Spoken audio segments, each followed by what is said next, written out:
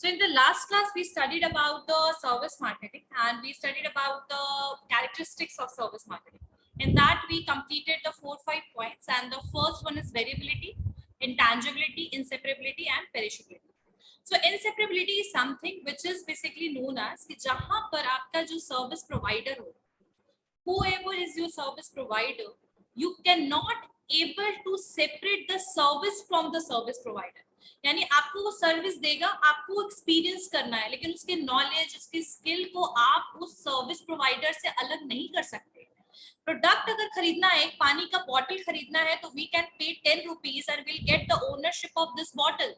But in the case of the service, we cannot able to take the ownership of the service.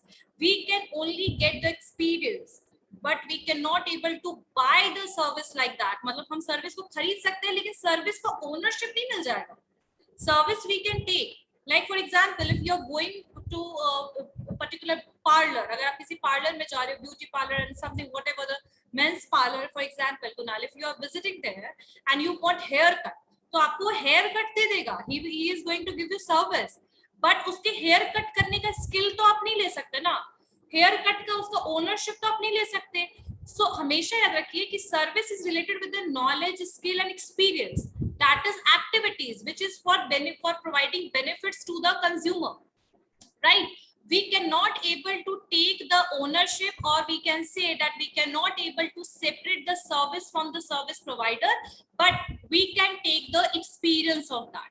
तो इसको कहते हैं inseparability, यानी जिस सर्विस को सर्विस प्रोवाइडर से अलग नहीं किया जा सकता, लेकिन प्रोडक्ट को प्रोडक्ट प्रोवाइडर यानी कि जो उनसे अलग किया जा सकता है. शॉपकीपर के पास गए, 10 रुपए दिया, बॉटल ले लिया वाटर का, right? So but that does not happen in the service sector या सर्विस मार्केटिंग. क्लियर हो गया कुणाल? इनसेपरेबिलिटी जिसको अलग ना किया जा सके.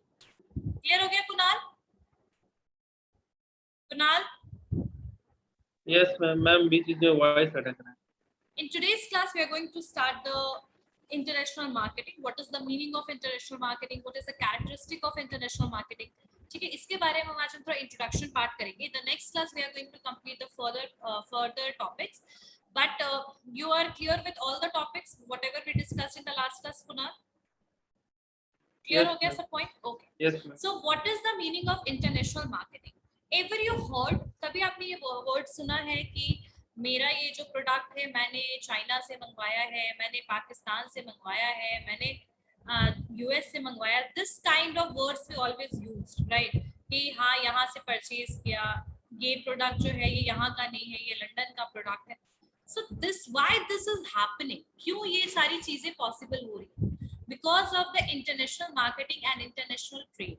So in international marketing, we are going to study about not about the domestic market, but we are going to understand about the international marketing scenario.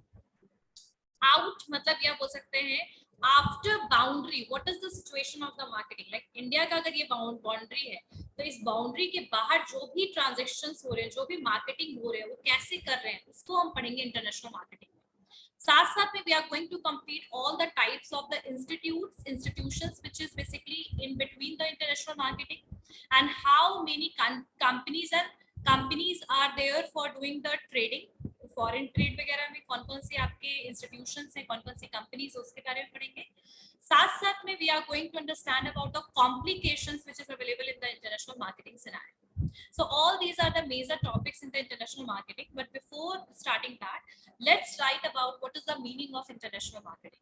So international marketing is basically activities which is related with the sales of the goods and services of one country in the other. यानी एक country का product को जब हम other country में cell करें, पहुंचा रहे, ट्रेड करें, एक्सपोर्ट करें, that is basically international marketing. But how we are going to promote the product, how we are going to make the product for basically satisfying the foreign consumer, not domestic consumer, but foreign consumer as well. So what kind of strategy we are going to use for that, we are also going to study about that. So before that, right, international marketing क्या है? लिखिए. International marketing may be defined as an activity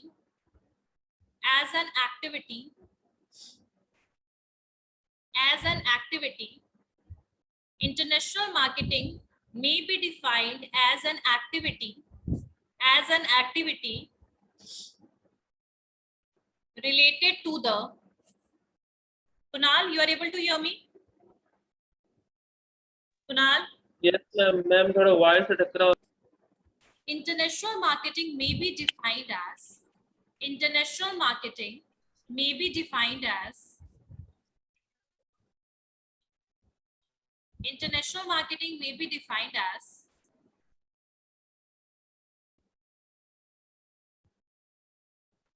international marketing may be defined as an activity related to, as an activity related to, Yes, ma'am. as an activity related to sales of goods, sales of goods, sales of goods Yes, and ma'am. services, sales of goods and services, sales of goods and services of one country, of one country, of one country in the other.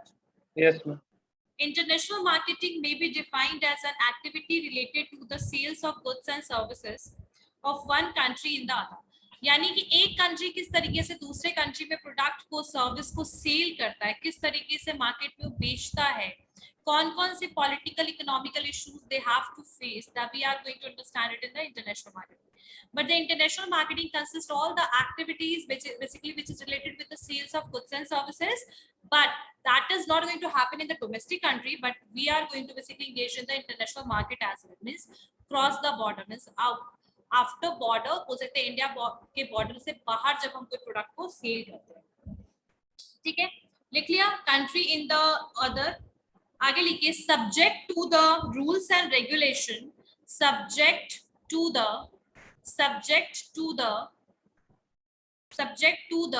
rules Yes, and ma'am. regulations framed by the countries concerned,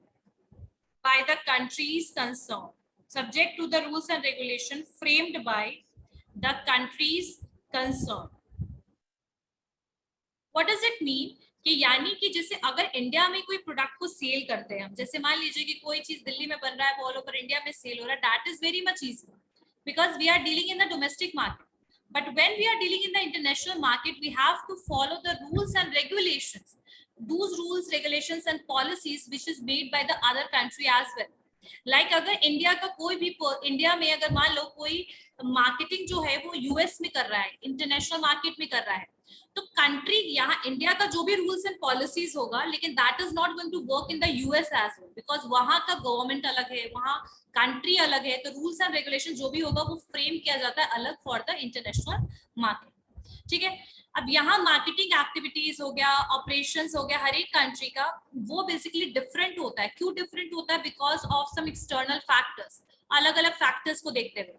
जैसे वहां की consumer का demand अलग है, preference अलग है, location priority होता है, पॉलिटिकल प्रायोरिटी, इकोनॉमिक सिचुएशन, जैसे यूएस का इकोनॉमी बहुत हाई है comparatively to India. So because of all these external factors, the demand of product and services are differ, as well as the operations and activities for the marketing is also different. यानी जो operations होंगे वो भी बिल्कुल अलग होंगे because of the different country. Clear है? अच्छा, ये तो स्टोरी हो गया थोड़ा सा इंटरनेशनल मार्केटिंग के बारे में.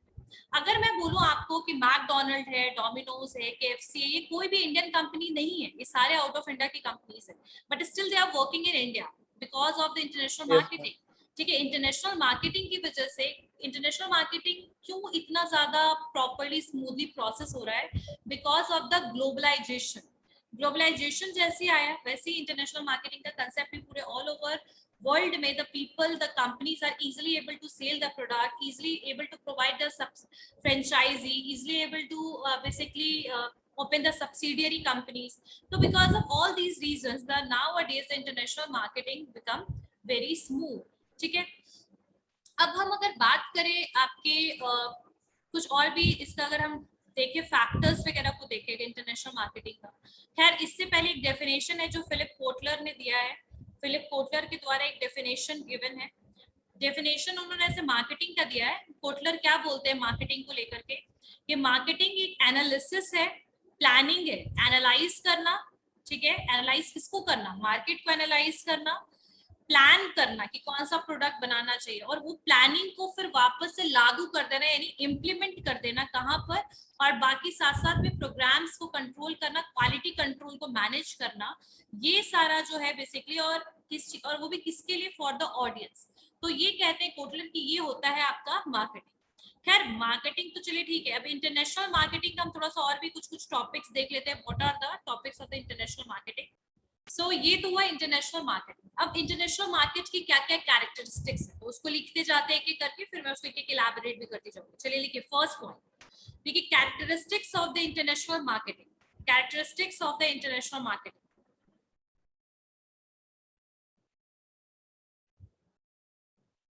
Characteristics of the international marketing. तो कैरेक्टरिस्टिक क्या क्या है आपके इंटरनेशनल मार्केटिंग का।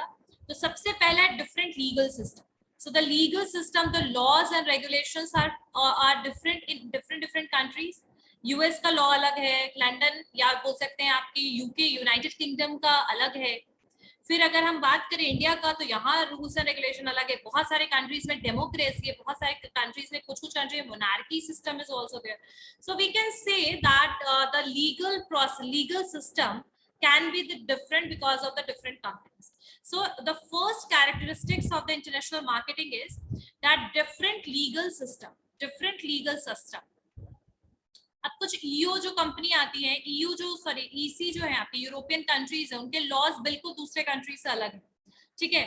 सो वहां पर इंग्लिश कॉमन लॉ जो है अभी भी इम्प्लीमेंटेड है, ऑब्वियसली वहां पर इंग्लिश कॉमन लॉ चलता है। So we can say that every country has its own legal system. Some countries like English, some countries have English common law, while some countries have civil law. So we can say that different characteristics are there in the different situation and different condition is there because of the different legal system.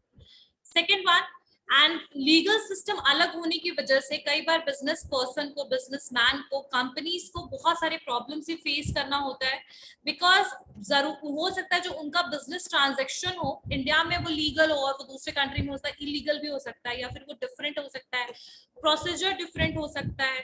So we can say that the legal system is not uniform in every country, but in India अगर एक बिहार में और पूरे हरियाणा में हर जगह legal system same होगा, because the country is same part, Bihar and Haryana is a part of country. But US और United kingdom ये सब में अलग अलग टाइप के लॉज हैं, लीगल रेगुलेशंस हैं, पॉलिसीज हैं। तो पहला हो गया this one, first point, different legal system. Second point लिखिए, कुणाल समझ आ रहा है बेटा? फर्स्ट पॉइंट क्लियर हो गया? Yes ma'am.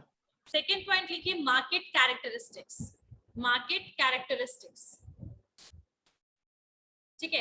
बिकॉज बोल सकते ना एनवायरमेंटल फैक्टर्स अलग अलग हैं। अभी भी यूके में बहुत सारे ऐसी जगह है जहाँ पर बहुत ज्यादा ठंड पड़ती है। इकोनॉमिक सिचुएशन सबका अलग अलग है, परचेजिंग पैटर्न सबका अलग अलग है। जैसे परचेजिंग पैटर्न का मतलब होता है कि जैसे मान लीजिए कि 1 लाख रुपए मेरे पास, 1 लाख रुपए आपके पास है, तो हो सकता है कि मैं 1 लाख रुपीज को अलग तरीके से खर्च करूं और आप हो सकता है 1 लाख को अलग तरीके से खर्च करो, है ना। So the purchasing pattern of so many peoples are different. Yeah, majority of peoples are different. They are going to use particular amount in the different way. So we can say that the priority of purchasing is different in different country as well. Government controls अलग type के हैं। सो बहुत सारी country जैसे India है, USA है, जहां पर मार्केट कैरेक्टरिस्टिक्स जो है वो तो अलग अलग स्टेट में ही अलग अलग पाया जाता है। अगर हम सिर्फ ले इंडिया का भी एग्जाम्पल, तो हमारे इंडिया में इतना ज्यादा डाइवर्सिटी है कि बिहार में लोगों का डिमांड, परचेजिंग पैटर्न अलग है। जैसे बिहार में सत्तू का बहुत ज्यादा डिमांड है, हाई डिमांड है सत्तू का, है ना। रोस्टेड चना दाल का जो बनता है सत्तू, जो हम लोग पीते हैं नॉर्मली, उसका डिमांड बहुत ज्यादा हाई है। बट दूसरे स्टेट्स में उसका डिमांड हाई नहीं है। So what we can understand through this, like the demand or purchasing patterns are different in the same country as well. So just think that in different country तो obviously अलग ही होना चाहिए। So ये भी बोल सकते हैं कि मार्केट कैरेक्टरिस्टिक्स जो है, कंज्यूमर बिहेवियर जो है, पैटर्न है, जो परचेजिंग पैटर्न है लोगों का, पीपल का, that is different in different countries. Clear हो गया?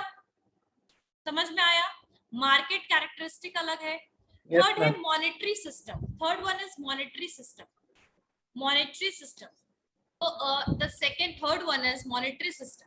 तो मॉनेटरी सिस्टम हर एक कंट्री का डिसाइड होता है अकॉर्डिंग टू गवर्नमेंट। ठीक है, एक्सचेंज वैल्यू अलग अलग करेंसी, देखो अलग अलग कंट्री में अलग अलग करेंसी होता है, ठीक है, जैसे यूएस में क्या चलता है, यूएस में आपका डॉलर चलता है, इंडिया में क्या चलता है, रुपी चलता है, यूके में क्या चलता है, यूरो चलता है, पॉन्ड चलता है बहुत जगह पे, यूरो पॉन्ड, ठीक है, येन, दिनार, बहुत सारे टाइप की करेंसीज हैं। तो यहाँ पर जो मॉनेटरी वैल्यू है और कह सकते हैं जो करेंसी के वैल्यू है दैट इज डिफरेंट, ठीक है, जैसे डॉलर की वैल्यू रुपी से बहुत ज्यादा हाई है। सो यहाँ पर ये भी कहीं ना कहीं एक रीजन है, monetary system is also one of the characteristics of the international market, but somehow we can say that the India में हमेशा इन्फ्लुएंस किया जाता है कंपनीज को कि they have to do export because they want to take more and more foreign currencies for reserving purpose, ज्यादा currency की जरूरत पड़ती है, इसीलिए एक्सपोर्ट को बहुत ज्यादा प्रमोट भी किया जाता है हमारे इंडिया में। सो मॉनेटरी सिस्टम हर एक कंट्री का डिसाइड होता है गवर्नमेंट के द्वारा, एक्सचेंज वैल्यू सबका अलग अलग है, करेंसी का वैल्यू अलग है, अलग अलग करेंसीज है। So this is one of the characteristic which is useful for the international marketing. The next one is procedure and documentation. Procedures and documentation, procedure and documentation, ठीक है। सो प्रोसीजर एंड डॉक्यूमेंटेशन का मतलब क्या हुआ कि basically हर एक country का अपना प्रोसीजर है, डॉक्यूमेंटेशन पर्पस है, ठीक है, हर एक बिजनेस जो है अलग अलग रूल्स रेगुलेशन करती है, एक्सपोर्ट इंपोर्ट का पॉलिसी अलग है, शिपिंग का पॉलिसी अलग है, शिपिंग चार्जेस अलग है, फॉर्म या प्रोसीजर फिल करने का फॉर्म सब कुछ मे बी डिफरेंट हो। So we can say that these four are the basic characteristic of the international marketing. The first one is different legal system, और ये भी लिख सकते हो different economic system, different monetary system, ठीक है, उसके अलावा different market characteristic, different procedures and documents, all are the characteristics of the international market.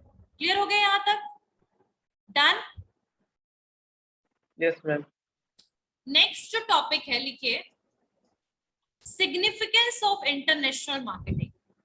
Significance of international marketing, significance of international marketing. International marketing के significance ये बोल सकते हैं कि एक तरीके से फायदे क्या क्या है, इंटरनेशनल मार्केट से क्या क्या फायदा है। अगर इंडिया के कंसेप्ट में देखा जाए तो इकोनॉमिक सिस्टम को बेस्ट करने के लिए, अपने बिजनेस को ग्रो करने के लिए, और बोल सकते हैं सेल्स बढ़ाने के लिए, सर्वाइवल के लिए, बहुत सारे पर्पस के लिए आपका international marketing is a helpful thing, right.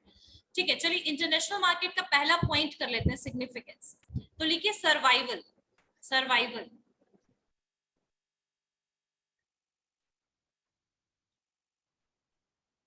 Yes, ma'am. अब देखो क्या हुआ है, सिचुएशन बताते हैं। So many people are engaged in the trading system, so many people are engaged in the manufacturing system. Even we can say that the competition is very much high in the international market as well as in the national market. If we see the example of the domestic market, आप देखो ना कि हर एक regional areas में कम से कम अगर bakery shop है तो majority of bakery shops are there, alternatives बहुत सारे हर चीज के present है। अब ऐसे सिचुएशन में हमें जब पता है कि इंटरनेशनल मार्केट जो हम लोग का है वो मतलब अपना जो डोमेस्टिक मार्केट है that is already in the saturation point, वो पूरा फुल हो चुका है, कॉम्पिटिटर्स बहुत हाई है, आपका सेल नहीं हो रहा है। अब ऐसे केस में और मार्केट साइज बहुत बड़ा नहीं है आपका, अब ऐसे सिचुएशन में और रिसोर्सेज की अपॉर्चुनिटीज की भी कमी है, तो क्या कर सकते हैं हम अपने मार्केट को इंटरनेशनल मार्केट में कन्वर्ट करेंगे या फिर हम अपने मार्केट को एक्सपैंड करेंगे, इंटरनेशनल मार्केट तक जाएंगे। सो बहुत सारी ऐसी कंट्रीज हैं जो सर्वाइवल के लिए, ठीक है, बहुत सारी ऐसी कंट्रीज हैं जो सर्वाइवल के लिए, क्योंकि वो डोमेस्टिक कंट्रीज में बेटर परफॉर्म नहीं कर पा रहे हैं, so they are moving toward the international market. ठीक है, कंट्रीज जो है वो बहुत से यूरोपियन और बहुत सारे ऐसे, जैसे हम देख सकते हैं एग्जाम्पल में कि बहुत सारे ऐसे कंट्रीज है, यूरोपियन कंट्रीज खासकर जो स्मॉल इन साइज में। अब ऐसे जो छोटे छोटे कंट्रीज है, छोटे यूरोपियन कंट्रीज छोटे छोटे हैं, अब उनके पास पता है कि उनके पास बहुत स्मॉल साइज का मार्केट है, लिमिटेड मार्केट है, कंपटीशन इतना हाई है, तो ऐसे सिचुएशन में वो कभी भी इकोनॉमीज ऑफ स्केल यानी कि कभी भी बेनिफिशियल और हाई प्रोडक्टिविटी स्टेज में पहुंचेंगे ही नहीं, क्योंकि उनके उतने कंज्यूमर ही नहीं होंगे। तो इसी चीज को समझते हुए बहुत सारे कंपनीज ने दूसरे जगह पे या इंटरनेशनल मार्केट में अपने पैर रख दिया, कह सकते हैं कि अपने आप को सेट कर दिया। तो सर्वाइवल के लिए, अपनी कंपनी को बचाने के लिए, सर्वाइव कराने के लिए भी कई बार कंपनी को इंटरनेशनल मार्केट में जाना पड़ता है या इंटरनेशनल मार्केट में डील करना पड़ता है. Why they have to move toward the international market? Because of the saturation in the domestic market, because of the lack of resources, lack of the opportunities, lack of the consumers. So many companies are compelled to move toward the international market, and दूसरे market में इनको compel किया जाता है indirectly कि भाई आप दूसरे मार्केट में जाके प्रोडक्ट सेल करो. ठीक है, अगर वो सेल नहीं करेंगे तो लॉन्ग टाइम तक तो कंपनी कभी चलेगी नहीं, कुछ दिन बाद कंपनी बंद भी हो जाए. Next one is growth of international market. The next significance is growth of international market. Growth of international market.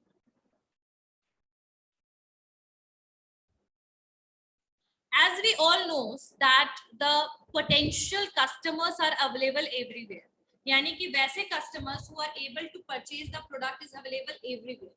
अगर हम इंडिया में बात करें ऑडी की और BMW की, so so many people are able to purchase it, but we can say that the majority of people are not like that, but few consumers are there for purchasing the Audi and Mercedes. खरीद सकते हैं वो easily. So we all knows that the domestic market अगर saturation point में, जो मैंने पहले point में बताया, तो ऐसे केस में आप इंटरनेशनल मार्केट तो मूव कर ही जाते हो, कर ही लेते हो majority of time. International market में बहुत सारी प्रॉब्लम्स हैं, कॉम्प्लेक्सिटीज हैं. जब आप एंटर करोगे you will face so many problems because of the changes in the rules, regulations, customers demand and all. But potential जो वहां पर है ना आपका इंटरनेशनल मार्केट में बहुत हाई है, यानी बहुत सारे जगह पे आप प्रोडक्ट को इजीली सेल कर सकते हो.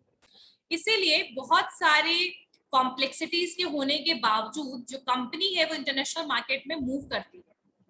एक सर्वे में पता लगा है कि total world market is 4 time longer in comparison to US market. मतलब जो 4 गुना ज्यादा बड़ा मार्केट है आपका यूएस मार्केट से, टोटल मार्केट जो है आपका. ठीक है, और यही चीज कहीं ना कहीं बोल सकते हैं कि हम जो इंटरनेशनल मार्केट का जो सिनेरियो बदल रहा है, इंटरनेशनल मार्केट का जो डिमांड इंक्रीज हो रहा है, सैचुरेशन पॉइंट है, आपका ग्रोथ हो रहा है इंटरनेशनल मार्केट में पोटेंशियल कस्टमर्स की अवेलेबिलिटी की वजह से भी कहीं ना कहीं आपका ये मतलब एक तरीके से सिग्निफिकेंस बेनिफिट है आपके इंटरनेशनल मार्केट का. इंटरनेशनल मार्केट में ग्रोथ हो रहा है, इंक्रीज हो रहा है. Next point is sales and profit. Sales and profit. लिखिए sales and profit. So sales and profit obviously बहुत ज्यादा large potential customers present रहेंगे, large market मिलेगा.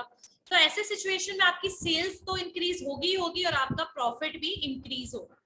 ठीक है, सो कह सकते हैं कि अगर हम डोमेस्टिक मार्केट के में सेल करें प्रोडक्ट तो that is also okay, but if we are going to sell the product in the international market, in short that is going to basically हो सकता है कि आपके डोमेस्टिक मार्केट से भी ज्यादा सक्सेसफुल इंटरनेशनल आपके मार्केट में आपका प्रोडक्ट हो जाए.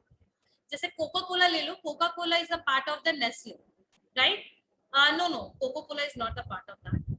कोला जो आपका ब्रांड है यूएस की कंपनी है बेसिकली कोका कोला, याद रखना. कोका कोला एंड पेप्सी जो है ना, ये एक तरीके से बीवरेज का कॉम्पिटिटर था यूएस का. सो कोका कोला को अगर हम देखें ना तो आज अपनी कंट्री से ज्यादा वो दूसरे कंट्री में प्रोडक्ट सेल कर रहा है. कोका कोला का जो इंटरनेशनल मार्केट है ना 80% शेयर है कोका कोला का, 80%, एंड अपनी कंट्री में उनका 10 से 15% है बस. सोचो. सो कह सकते हैं कि कई बार ऐसे तो दोनों इंपॉर्टेंट है, डोमेस्टिक मार्केट भी सेल करना, डोमेस्टिक मार्केट भी इजी है, लेकिन अगर आप इंटरनेशनल मार्केट में प्रोडक्ट को सेल करते हो तो हो सकता है कि आगे चल करके आप इंटरनेशनल मार्केट के में एक आप प्राइस लीडरशिप या लीडरशिप पोजीशन पे आप पहुंच जाओ. तो यहाँ पर हम कह सकते हैं कि सेल्स जो है इंक्रीज होगा आपके इंटरनेशनल मार्केट में, क्योंकि आपको ज्यादा से ज्यादा कस्टमर मिलेंगे और आपके हो सकता प्रोडक्ट का डिमांड इंक्रीज हो, सेल्स इंक्रीज हो. सो ये भी आपका एक सिग्निफिकेंस है कि ग्रोथ हो रहा है आपका इंटरनेशनल मार्केट में, साथ साथ में सेल्स हो रहा है और प्रॉफिट भी इंक्रीज होगा इंटरनेशनल मार्केट. ठीक है, उसके अलावा आपका एक पॉइंट है, इसको लिख लीजिए, benefits from diversification.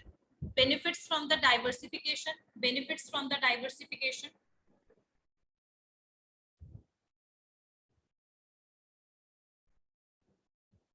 Benefits from the diversification.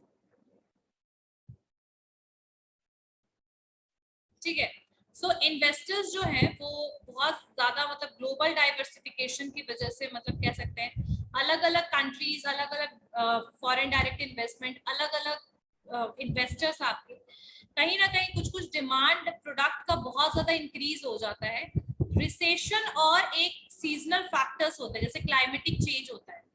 Climatic change देखा होगा आपने ना, जैसे बारिश के टाइम पे छाते का डिमांड हाई होता है, पर ऑफ सीजन में उसका डिमांड नहीं होता है। कॉटन क्लोथ्स का डिमांड, मतलब एक बोल सकते हैं सीजनल फैक्टर्स हमेशा लगा होता है प्रोडक्ट के साथ, डिमांड के साथ। सो जो फ्लक्चुएशन जो हो रहा है आपके डिमांड में, जो डाइवर्सिफिकेशन, अगर आप दूसरे दूसरे कंट्री में जाते हो तो हो सकता है, पॉसिबल है कि यहाँ पर उस चीज का डिमांड कम है, वहां पर उसका डिमांड हाई हो, ठीक है।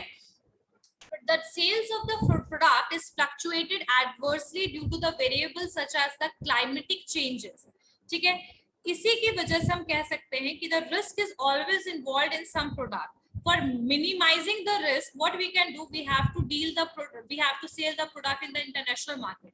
It might be possible that at the current time the demand of the product, or there is a recession in the domestic country, but हो सकता है कि उस product का demand high हो दूसरे country, ठीक है। So the fluctuation, the seasonal factors and all these things जो है, ये सब जो चीजें हैं, we can minimize it, we can minimize the risk by selling the product in the international market, ठीक है। Next one is international marketing and standards of living. International marketing and standard of living, ठीक है। International marketing and standard of living. जो आपका international marketing है, जो आपका international marketing है, वो बहुत सारी कंट्रीज को helps the countries and their citizen to increase their standard of living. यानी इंटरनेशनल मार्केटिंग कहीं ना कहीं लोगों को इन्फ्लुएंस करता है। जैसे कि देखो ना, अभी आप देखो इंडिया में बहुत सारे लोगों का लिविंग स्टैंडर्ड इंक्रीज हुआ है because of the increase in the income level, because in the change in the demand and change in the style, ठीक है। पर्सनालिटी में चेंजेस आ गया, एमएनसीज बहुत सारी आ गई, मल्टीनेशनल कॉर्पोरेशन, बहुत जगह पे आपकी इजीली प्रोडक्ट अवेलेबल है, जो फॉरेन कंपनी की प्रोडक्ट्स है वो इंडिया में इजीली अवेलेबल है। सो कहीं ना कहीं हम कह सकते हैं कि मोर और less we can say that international trading is going to help you to get more and more alternative, मतलब बहुत सारे आपको अपॉर्चुनिटी, बहुत सारे आपको ऑप्शंस मिलेंगे। साथ साथ में that is also helpful for increasing the standard of living of people, यानी स्टैंडर्ड बढ़ाने के लिए, इंक्रीज करने के लिए भी दैट इज आल्सो हेल्पफुल। क्या आपका इंटरनेशनल मार्केटिंग। अब कौन कौन से फैक्टर्स हैं जो इंटरनेशनल मार्केट को इफेक्ट करते हैं। सिग्निफिकेंस समझ आया कुणाल? सिग्निफिकेंस सारी समझ में आए। फायदे क्या हो सकता है? प्रॉफिट हो सकता है, सेल इंक्रीज हो सकता है, आपका इंटरनेशनल मार्केट इंक्रीज हो सकता है, आपका सरवाइव कर सकता है कंपनी, ग्रो कर सकता है कंपनी, साथ साथ में आपका इंटरनेशनल मार्केटिंग की वजह से लिविंग ऑफ स्टैंडर्ड पीपल का इंक्रीज हो सकता है। उसके अलावा एक और चीज लिखो, job opportunities, employment opportunities is also there because of the international marketing. नए नए कंपनीज का एंटर होना, प्रोडक्ट डील करना, प्रोडक्ट को सेल करने के लिए लोगों को इन्वॉल्व करना, एक्सपर्टीज को इन्वॉल्व करना। So any how that is also helpful for increasing the employment opportunity. International marketing is helpful for increasing the employment opportunity. Clear हो गया? Yes, ma'am. Now, what are the various factors? International market को कौन कौन से factors हैं जो effect करते हैं? तो देखो यहाँ दो तरीके के फैक्टर, एक कंट्रोलेबल फैक्टर्स है जिसको हम कंट्रोल कर सकते हैं, एक है अनकंट्रोलेबल फैक्टर्स जिसको हम कंट्रोल नहीं कर सकते, as the name is suggesting. जो कंट्रोलेबल फैक्टर्स है which is controlled by the company's management, internally company खुद से उसको मैनेज कर लेगी, ठीक है, संभाल लेगी। लेकिन जो अनकंट्रोलेबल फैक्टर्स है that is beyond the control of the company's management, यानी कंपनी मैनेजमेंट उसको कभी भी बेसिकली कंट्रोल नहीं कर पाती है, बट कंपनीज रेडी हो जाती है, the company make themselves aware about it, the company try to minimize this risk but the company cannot able to control those factors. So यहाँ पर आपके कुछ factors हैं जिनको हम देखते हैं। तो आपके अगर हम कंट्रोलेबल फैक्टर की बात करें तो जैसे आपका इंटरनल मैनेजमेंट हो गया, फिर आपका मार्केटिंग मिक्स हो गया, फिर मार्केटिंग स्ट्रैटेजीज हो गया, product price, designing of the product हो गए, ये सारे को हम लोग कंट्रोल कर सकते हैं। लेकिन जो अनकंट्रोलेबल फैक्टर्स है उसमें कौन कौन से हैं? जैसे आपका सोशल फैक्टर्स हो गया। सोशल फैक्टर्स में क्या क्या चीजें आ गई, जैसे कि आपका सोशल में आपका कल्चर आ गया, आपकी कास्ट हो गया, कस्टम्स हो गया, आपकी संस्कृति, आपका ट्रेडिशन, आपका lifestyle, standard of living, climate, marketing infrastructure, ये सारे ऐसे फैक्टर्स हैं that is beyond the control of the company. ठीक है, नेक्स्ट है सोशल फैक्टर्स जो है, जैसे आपने देखा होगा कि बहुत बार जो there is a lot of change in the quality of lifestyle of the people. Obviously लोगों की quality बहुत ज्यादा increase हो गई है, बहुत ज्यादा decrease, that is a fluctuation is always going on. ठीक है, बहुत सारे कस्टमर्स ऐसे हैं जो टीवी खरीदना चाहते हैं, फ्रिज खरीदना चाहते हैं, कंप्यूटर खरीदना चाहते हैं, लेकिन वो खरीद नहीं पाते हैं क्योंकि वो उनके पास पैसे नहीं, they cannot able to afford because of the financial factors. ठीक है, एंड कई बार वो इंस्टॉलमेंट में खरीदते हैं। So these the cultural factor ऐसा है जो आपके लोगों का प्रोडक्ट खरीदने का सलीका तरीका क्या है वो बताता है। सो लाइफस्टाइल, लोगों का लाइफस्टाइल कैसे मेंटेन करते हैं। So in short the social factors जो ऐसे फैक्टर्स हैं जो बेसिकली डिटरमाइन करता है कास्ट क्या है, लोगों का डिमांड किस तरीके का है, स्टैंडर्ड क्या है लिविंग, ऑक्यूपेशन क्या है, मार्केट का इंफ्रास्ट्रक्चर क्या है, सारे आपके सोशल फैक्टर्स में आ जाएंगे। ठीक है, अब सोशल फैक्टर्स जो है मैं इसको पढ़ा दे रही हूँ, नेक्स्ट क्लास में इसको लिखवाऊंगी सब।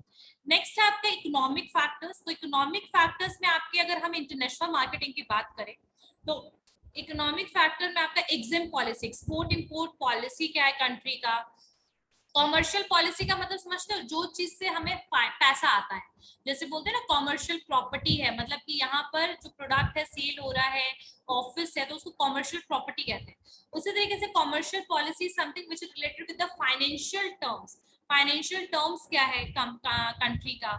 उसके बाद मॉनेटरी सिस्टम क्या है, करेंसी रिस्ट्रिक्शन क्या है, करेंसी रिस्ट्रिक्ट करना, इन्फ्लेशन महंगाई बढ़ना, डिफ्लेशन क्या है मंदी आना। तो ये सारे फैक्टर्स आपके इकोनॉमिक फैक्टर्स में आएंगे। ये सारी चीजों को कंपनी कंट्रोल नहीं कर सकता, महंगाई बढ़ गया कंपनी थोड़ी कंट्रोल करेगा, they can not able to control, but they can basically make a shield बना सकते हैं, रिस्क के लिए रेडी हो सकते हैं, but they can not able to control it. ठीक है, next one is the competition. Competition is a major factor in the marketing because already बहुत सारे कॉम्पिटिटर आपके जैसे प्रोडक्ट बना रहे हैं, प्रोवाइड कर रहे हैं। इंटरनेशनल मार्केट में जो कंपटीशन, कई बार जो कंट्रीज, ऐसी कंट्री में बहुत सारे ऐसी कंपनीज हैं जो बहुत ज्यादा एक्सट्रीम कंपटीशन फेस करती है डोमेस्टिक मार्केट में, तो वो इजीली मूव कर जाती है इंटरनेशनल मार्केट में। तो इंटरनेशनल मार्केटिंग और the strategy is something which is basically useful होता है आपका, लेकिन कैसे, जब आप एक प्रॉपरली प्लानिंग बनाएंगे, इम्प्लीमेंट करेंगे, प्रोडक्ट प्राइस प्रमोशन 4 P's को बनाएंगे according to the competitors. Competitor अगर ये प्रोवाइड करा तो हम इससे बेटर प्रोवाइड करें, this will always we have to keep in the mind, we have to be ready with the strategical thing, that strategy हम कैसे रेडी करें। रेडी करना is okay, but we cannot control the competitors, we cannot able to tell the competitors that don't put this price, right, but we can basically take the decision according to the competitors. Clear हो रहा है Kunal? Yes ma'am, थोड़ा लिखवा दीजिएगा। हाँ मैं लिखवा दूंगी, इसको लिखवाऊंगी मैं फैक्टर्स को। पॉलिटिकल फैक्टर्स क्या है? Political factors related with the government, यानी गवर्नमेंट क्या है, कौन सी गवर्नमेंट है, वो गवर्नमेंट स्टेबल है या नहीं है, बार बार गवर्नमेंट चेंज तो नहीं हो रहा है। जब बार बार गवर्नमेंट चेंज होता है तो गवर्नमेंट अलग अलग अपनी पॉलिसी लेकर आता है, बिजनेस ऑपरेशन अलग अलग तरीके से करने के लिए कहता है। So political factor is also one of the major thing which is affecting the international market. ठीक है, इन्वायरमेंट बिल्कुल चेंज होता है ना, अलग अलग गवर्नमेंट अलग अलग पॉलिसीज को लेकर आता है। अब लीगल इन्वायरमेंट की बात करें तो प्राइस को लेकर के अलग लॉज बने हुए हैं, पॉल्यूशन को लेकर के अलग लॉज बने हुए हैं, टैक्सेशन को लेकर अलग लॉज बने हुए हर एक कंट्री में। तो लीगल इन्वायरमेंट जो है जिसको हम कंट्रोल नहीं, दूसरे कंट्री के लीगल इन्वायरमेंट को हम कंट्रोल नहीं कर सकते। तो यूएस में अगर कोई चीज इंप्लीमेंट होगा और मेरी अगर कोई कंपनी यूएस में है तो we have to follow that same policies, right. ठीक है, सो और भी कुछ फैक्टर्स हैं एक दो, उसके बाद हम स्ट्रैटेजी डिजाइन कैसे करेंगे इसको हम लोग नेक्स्ट क्लास में कवर करते हैं। ठीक है, any doubt Kunal, you have any doubt in any of the topic whatever we study today? No ma'am. Ma'am अभी जो फैक्टर्स सब बताइए वो अनकंट्रोलेबल है ना? हाँ, सारे अनकंट्रोलेबल फैक्टर्स हैं। कंट्रोलेबल फैक्टर्स तो जैसे मैनेजमेंट हो गया, एम्प्लॉइज हो गया, ठीक है, आप किस तरीके का के अंदर है, प्रोडक्ट, कंपनी के हाँ, अंदर है। जिसके प्रोडक्ट कैसे आपको बनाना है, कौन से मार्केट में प्रोडक्ट सेल करना है, ये सब चीजें आप अपने हिसाब से कंट्रोल करके बना सकते हो, right? But we can not do the same thing with the other factor whatever we studied, ठीक है? मतलब जो बाकी फैक्टर्स है उसके बारे में हम नहीं कह सकते, ये जो सोशल फैक्टर्स है आपके, फिर टेक्नोलॉजिकल फैक्टर्स भी एक है जिसको हम कंट्रोल नहीं कर सकते, सोशल फैक्टर है। उसके अलावा आपके और भी फैक्टर्स है, जैसे पॉलिटिकल फैक्टर्स है, लीगल फैक्टर्स है, ये सारे फैक्टर्स ऐसे हैं जिनको बेसिकली हम कह सकते हैं कि we can not control. PESTEL पढ़ा होगा आप लोगों ने, अगर आपने बिजनेस एनवायरनमेंट पढ़ा है तो आप लोगों ने पेस्टल पढ़ा होगा, स्लेप पढ़ा होगा। सो यही सारे फैक्टर्स आपके इंटरनेशनल मार्केट में भी, ठीक है? No ma'am. स्लेप पढ़ा होगा, SLEPT social, legal, economical, technological, political, SLEPT factors जो है अनकंट्रोलेबल फैक्टर्स।